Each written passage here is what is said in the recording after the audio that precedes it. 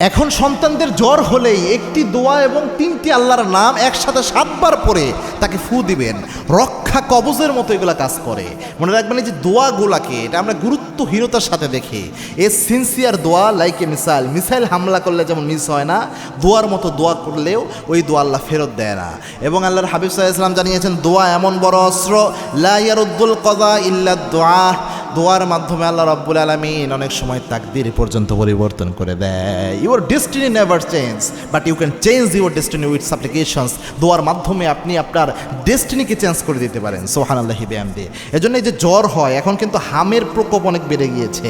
350 উপরে প্রায় 400 সন্তান বাংলার জমিন থেকে বিদায় হয়ে গিয়েছে।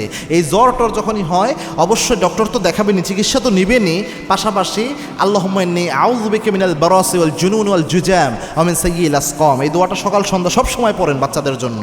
এটা আমরা শুধু মনে করছিলাম করোনার দোয়া, আসলে এটা যে কোনো মহামারীতে কাজে লাগে। এই হামের মতো রয়েছে, করোনার মতো যা রয়েছে সব ক্ষেত্রে কাজে লাগে। এটা পড়বেন, 7 বার পড়বেন সকাল সন্ধ্যা। পাশাপাশি 3টে আল্লাহর সিফতি নাম রয়েছে, এগুলো উপকারী। একটা আমার হচ্ছে ইয়া সালাম, জ্বর হয়েছে ইয়া সালাম শান্তি বা নিরাপত্তা, এই কেন্দ্রিক এই নামটা ধরেন, ইয়া সালাম ইয়া সালাম ইয়া সালাম 7 বার পড়েন। তারপর ইয়া শাফি ইয়া শাফি ইয়া শাফি 7 বার পড়েন।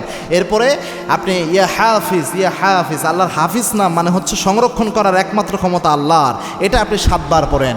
এই আল্লাহ রাব্বুল আলামিন বলছেন, ওয়ালিল্লাহিল আসমাউল হুসনা ফাদউ বিহা। আমি আল্লাহর অনেকগুলা আসমাউল হুসনা, অনেকগুলো নাম রয়েছে সুন্দর সুন্দর, এগুলো দিয়ে তোমরা ডাকো। এগুলো দিয়ে ডাকলে আল্লাহ একক ডাকের উসিলায় অনেক সময় আল্লাহ একক ফজিলত দান করে দেয়।